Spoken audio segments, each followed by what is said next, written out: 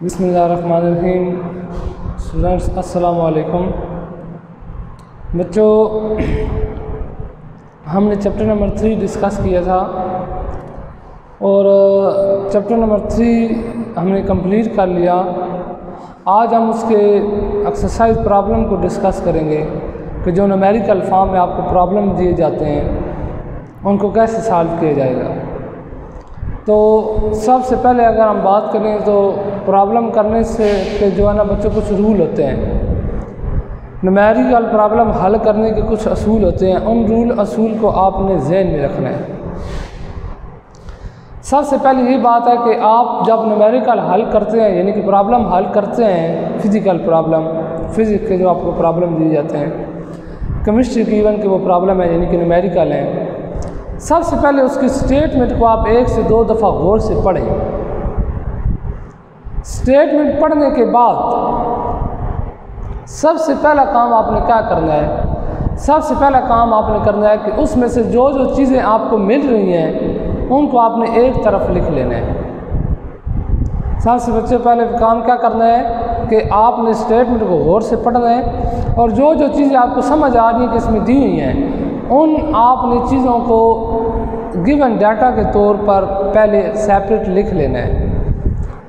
जब बच्चे आप लिख लेंगे उसके बाद आपके पास डाटा मौजूद है, आपने जो पीछे मतलब चैप्टर के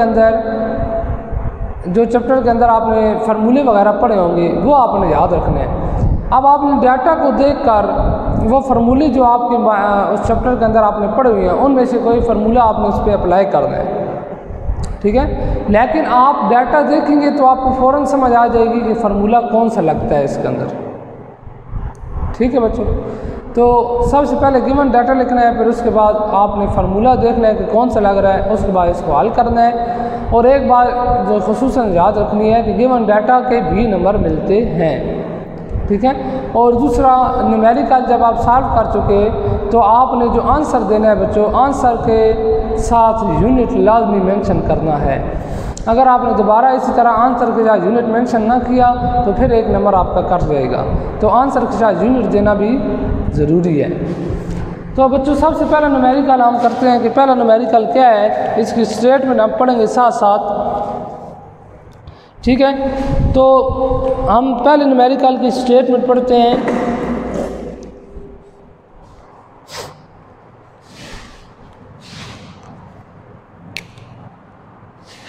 पहला न्यूमेरिकल हमारा है जी 3.1 और इसका हम गिवन डाटा लिखते हैं।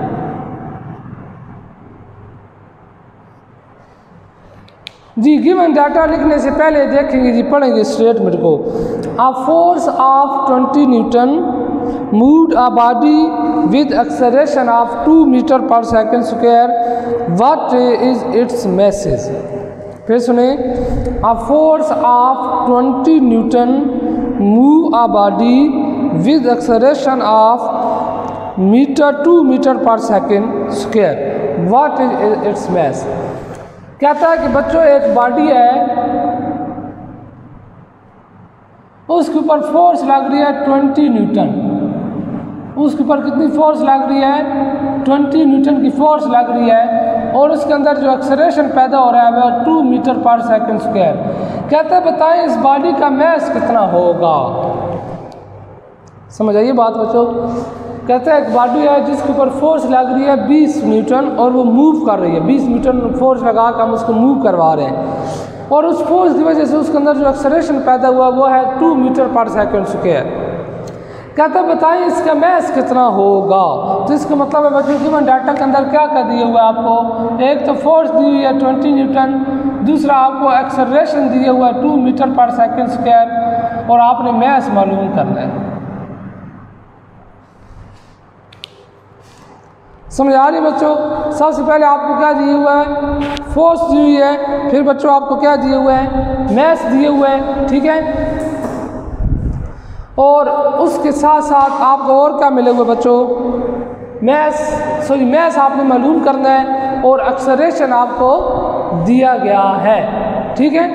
अब बच्चे हम देखते हैं कि फार्मूला कौन सा लग रहा है। हमने जो पीछे फार्मूले पढ़े उसके अंदर हमारे पास जो एक बहुत इम्पॉर्टेंट मैंने आपको बताया भी था कि लॉ होता है, और वो होता है Newton second law. Newton second law आपने पढ़ा होगा। न्यूटन सेकंड लॉ था F = ma, ठीक है। अब जो अगर हम वो फार्मूला अगर लगाना चाहें तो शायद हमारा काम बन सकता है। तो मैं लिखूँगा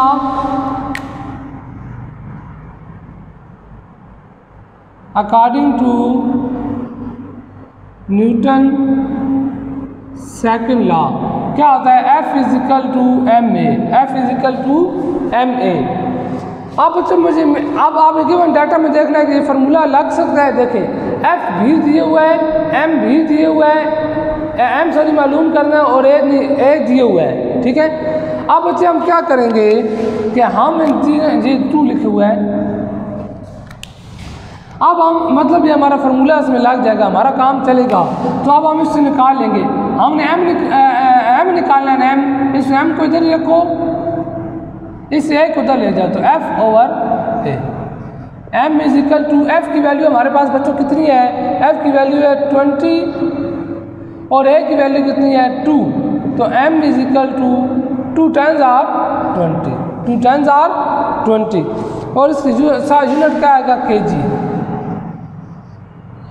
यानी कि हमारे पास जो आंसर है वो है M = 10 kg।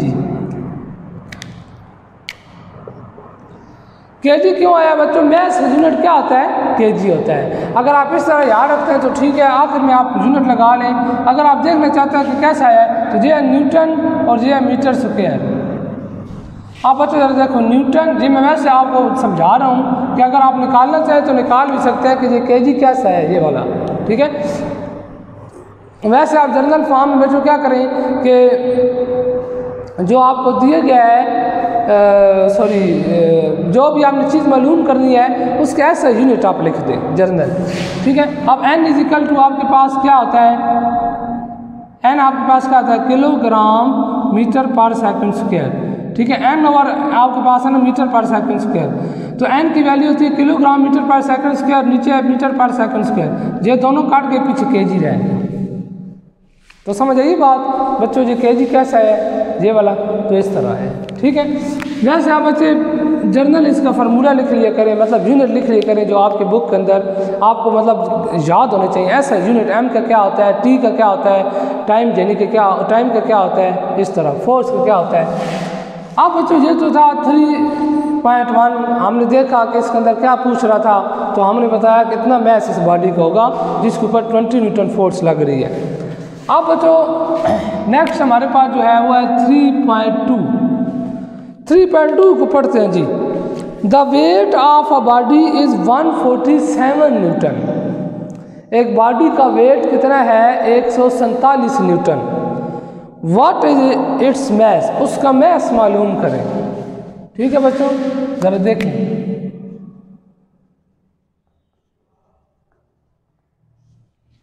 ठीक है। गिवन डाटा हम लिखते हैं जी, एक बॉडी है जिसका वेट दिया हुआ है और वो है कितने बच्चों दिए हुए जी, 147 न्यूटन। नेक्स्ट वो कहता है व्हाट इज इट्स मैस, इसका मैस मालूम करें।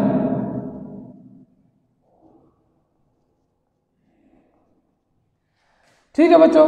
अब देखें, अब बच्चों जब बॉडी आप देखें, आपने देखा कि बॉडी जो है उसका वेट है कितना जी, W 147 न्यूटन, यानी कि वो डाउनवर्ड है, वो बॉडी डाउनवर्ड मूव कर रही है, यानी कि उसको मूव करने से मेरा उस बॉडी का जो वेट है वो हमेशा आपको पता है वेट डाउनवर्ड होता है, वो डाउनवर्ड है। इसका मतलब है इसके ऊपर जी ग्रेविटी का इफेक्ट हो सकता है, इसके ऊपर जी की भी इफेक्ट हो सकता है। तो हमें फिर जी की वैल्यू तो हमें मालूम है, तो जी इज कांस्टेंट,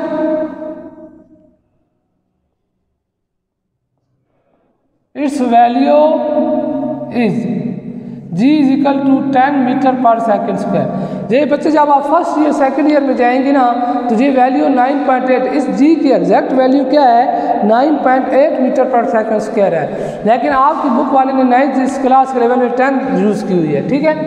आप बच्चों हम इसको सॉल्व कर लेंगे। ठीक है। तो हमारे पास फार्मूला क्या है, वेट का फार्मूला क्या आता है, W equal to mg, W equal to mg। हमें बच्चे क्या चाहिए, m चाहिए, m को इधर ही रखो, W जो g मल्टीप्लाई इधर आपका क्या हो जाएगा, डिवाइड हो जाएगा।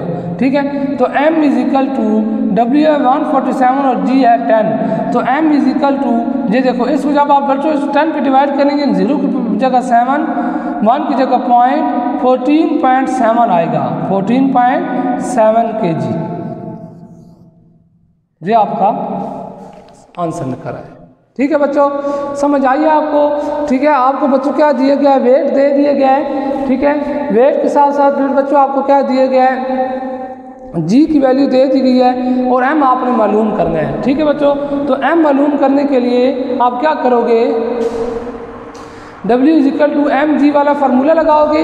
ठीक है, फार्मूला लगाने के बाद आप देखेंगे कि m आपने सेपरेट करना है, तो m सेपरेट करने के लिए आप क्या करेंगे, m equal to G W इधर, जी g इधर मल्टीप्लाई उधर जाकर आ जाएगा डिवाइड।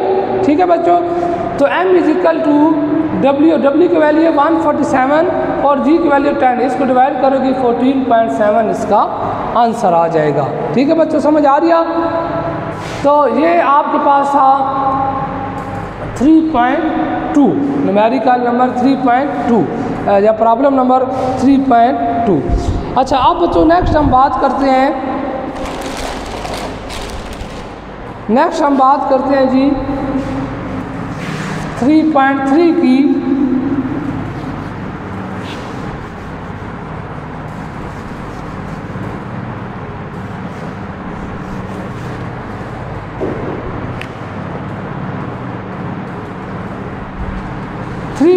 की अगर हम बात करें तो वो क्या कहता है बच्चों, पहले तो हम लोग स्टेटमेंट पढ़ते हैं। कहता है how much force is needed, कितनी फोर्स की ज़रूरत पड़ेगी टू प्रिवेंट अ बॉडी, एक जिस्म को बचाने के लिए, ऑफ मैस, जिसका मैस है 10 किलोग्राम, फ्रॉम फॉलिंग। कहता है कि एक जिस्म है वो गिर रहा है, एक जिस्म क्या कर रहा है, गिर रहा है, और उस जिस्म का मैस कितना है, 10 किलोग्राम, यानी कि एक 10 किलोग्राम का पत्थर है, वो नीचे गिर रहा है। आपने उसको गिरने से बचाना है, रोकना है, बताइए कितनी फोर्स चाहिए होगी। बड़ा इंपॉर्टेंट क्वेश्चन है, और हमारे पास सिर्फ फोर्स दी हुई है, सॉरी मैस दिए हुए है, तो हम इससे क्या निकाल सकते हैं, ये अब हम देखते हैं। ठीक है, फिर सुने बच्चों, वो कहता है कि एक बॉडी है, कि एक पत्थर है जिसका 10 किलोग्राम वज़न है, और वो फ्री फॉल, यानी कि ज़मीन ऊपर से नीचे गिर रहा है।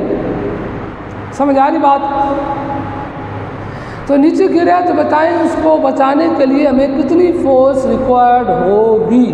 ठीक है, तो आप गिवन डाटा के अंदर आपको सिर्फ और सिर्फ बच्चों क्या दे दिया गया है, फोर्स, सॉरी आपको मैस दिया हुआ है 10 kg, और जी की वैल्यू तो कांस्ट होती है, वो भी होती है 10 मीटर पर सेकंड स्क्वायर। अब वो कहता है कितनी फोर्स चाहिए। बच्चों देखो, अब एक बात याद रखना, अब ये पत्थर जो है, जिन वेट इसका मतलब ये किधर आ रहा है, ये डाउनवर्ड गिर रहा है, और उसको हमने बचाना है, और उसके लिए हमें फोर्स चाहिए होगी, जिसका वेट मैस कितना है, 10 kg। ठीक है बच्चों, वैसे तो फार्मूला होता है F equal to M A, Newton second law, लेकिन जब बॉडी फ्री फॉल नीचे आ रही हो, जब बॉडी के अंदर ग्रेविटी का इफेक्ट पैदा हो जाता है, तो बच्चों जो ए होता है ना, ए वो जी बन जाता है। ए क्या बन जाता है, जी, यानी कि आप उस बॉडी के अंदर ग्रेविटी देखो ना, जी क्यों लगाया है, अब वो बॉडी नीचे आ रही है, मतलब उसके ऊपर ग्रेविटी का इफेक्ट है, जी की वैल्यू, जी उसको अपनी तरफ खींच रहा है। ठीक है, इसलिए ए की जगह जी आ जाएगा। तो हमारे पास फिर फार्मूला क्या बनेगा, फोर्स का formula F equal to M G, F equal to M G. मैंने बताया कि ये ए जी बन जाता है, क्यों, अब वो जो बॉडी ज़मीन की तरफ आ रही है, हमेशा बच्चों याद रखना, जब कोई भी बॉडी फ्री फॉल आएगी, ज़मीन की तरफ मूव करेगी, फ्री फॉल जहाँ ऊपर की तरफ जाएगी, यानी जो इम्पॉर्टेंट बात है वो ये है कि जब वो ज़मीन की तरफ आएगी, गिर रही होगी, फ्री फॉल ज़मीन की तरफ मूव कर रही होगी, तो इसका मतलब उसके ऊपर ग्रेविटी का अफेक्ट आ गया है। जब ग्रेविटी का अफेक्ट आया तो हमेशा एक्सेलरेशन ए जो क्या बन जाएगा, जी बन जाएगा। समझ आ रही बात? तो हमें फोर्स चाहिए बच्चों, तो F इजिकल टू M हमारे पास है 10 मल्टीप्लाई बाय जी भी हमारे पास है 10, तो ये बच्चों क्या आएगा 10 मल्टीप्लाई बाय 100, ठीक है, न्यूटन। ये आपके पास क्या आएगा kilogram metre per second square, और किलोग्राम किसके बराबर होता है, kilogram metre per second square किसके बराबर होता है, न्यूटन के। तो ये बच्चों आपके पास साफ है, आसान है न्यूमेरिकल, इतनी मुश्किल नहीं है बच्चों, ठीक है। आपने इसको सिर्फ थोड़ा सा प्रिपेयर करना है। समझ आ रही बात? जी हमारे पास था क्वेश्चन नंबर 3.3। अब हम बात करते हैं बच्चों 3.4 की।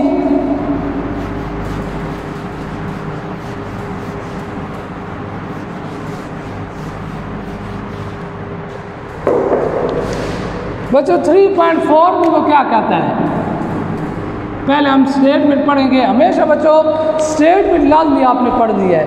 अगर आपको स्टेटमेंट समझ आएगी तो आप न्यूमेरिकल हल कर सकते हैं, अदरवाइज आप प्रॉब्लम को सॉल्व नहीं कर सकते।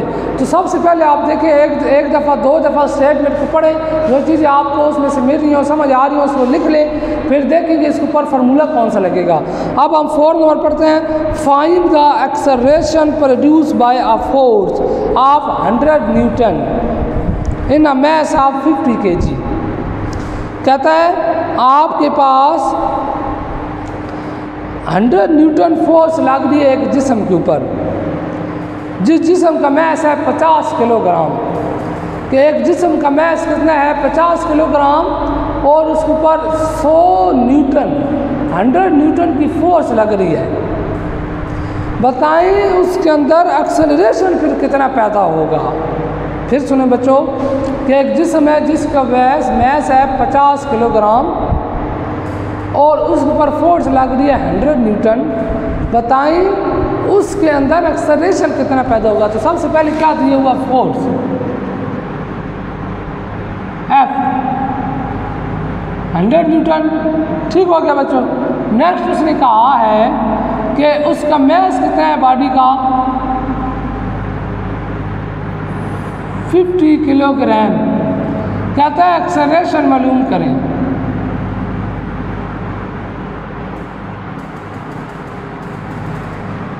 तो क्या कहता है, क्या मालूम करें बच्चों, एक्सेलरेशन मालूम करें। तो सिंपल फार्मूला बच्चों लगेगा according to Newton second law, ठीक है।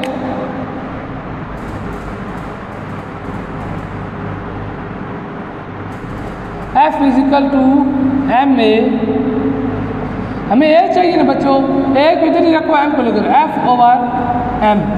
ए इजिकल टू F की वैल्यू कितनी है 100 न्यूटन और M की वैल्यू कितनी है 50 किलोग्राम। जब बच्चों जी आप सॉल्व करोगे तो 50 जे 5 2 10 होता है और 52 और 100 होता है, ठीक है बच्चों।